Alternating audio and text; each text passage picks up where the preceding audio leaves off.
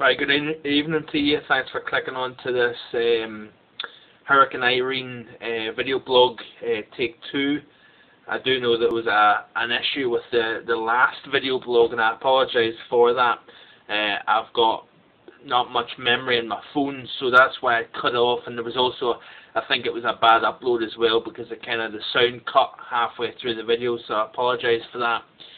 But looking this evening at Irene, it's certainly not looking too good. Crooked Island in the Bahamas is getting battered at the moment by a continually strengthening Hurricane Irene. Pressure now at 954 millibars, and we're seeing sustained winds now at around 125 miles an hour, gusts probably around the 145 range. But the system, like I've said before, is trekking to the west-northwest, but I think it's starting to more turn towards the northwest. So there's a bit more of an angle towards this turn now. The turn, folks, is crucial, and it's so vitally important that the turn, if it's later, it's going to crash into the North Carolina coast. If it's slightly sooner, it could graze the Outer Banks of North Carolina. Either way, let's just cut to the chase here. Either way, it's going to be a bad situation for the North Carolina coastline. Whether the system, the eye itself, misses the coast or whether it goes over the coast, folks, don't be bogged down by the details here. A very, very dangerous situation indeed, and I'm very concerned for the major population centres stretching from DC through Baltimore, Philadelphia, Atlantic City, Trenton, Newark, New York.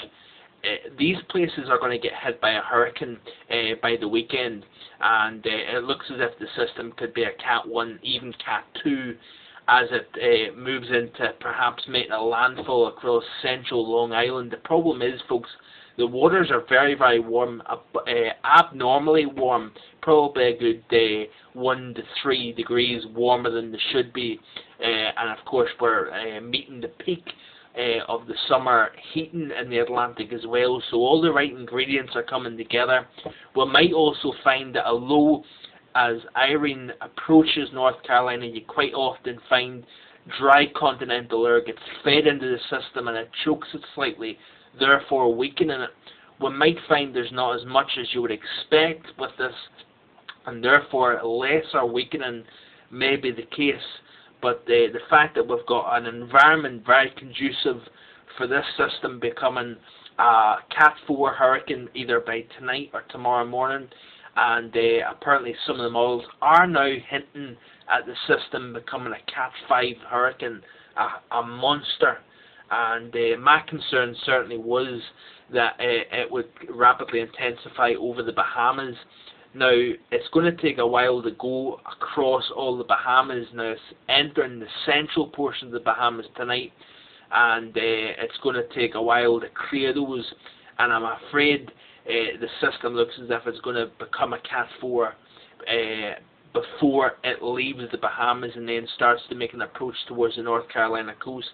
But certainly a very, very serious situation indeed for the Bahamas tonight. There's going to be a lot of damage across those beautiful, beautiful tropical islands, and certainly feel for the folks that live there, folks that are vacationing there, and I certainly hope you're hunkered down safely in those hotels and homes. But certainly the North Carolina coast, get your plan together, get organised, and know what you're doing, because Friday night into Saturday you've got a major, major problem as Irene approaches. It could be a Cat 4 really close to the North Carolina coast. You could be talking winds of 120 to 130 miles an hour sustained, gusts higher than that. But I'm concerned about the storm surge as well. You could be talking 5 to 10 feet coming in to the very vulnerable Outer Banks of North Carolina, and as it moves up the coast, their soils are so saturated across eastern Pennsylvania, You've got New Jersey, New York City, in the southern New England, abundant rainfall recently, and those saturated soils, the root systems soaking wet. You've got you drive some very powerful winds in there, and a lot of tree damage. We're going to see a lot of coastal beach erosion and damage along the coastline. So it's a very serious situation, folks. There's a lot of many millions of people in harm's way from Hurricane Irene, and I certainly suggest you stay tuned to the blog, stay tuned to AccuWeather, the Weather Channel, the National Hurricane Centre. Listen to what the experts are saying, folks. It's very important. But thanks for watching tonight.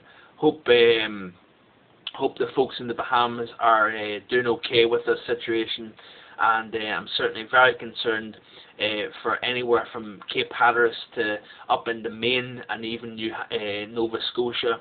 A very serious situation. This could be one of the worst hurricanes to hit the northeast in many even decades, folks. That's how serious this is. So don't let your guard down. Don't have the attitude where it's been so long since we've had a hit, it'll not happen. Have the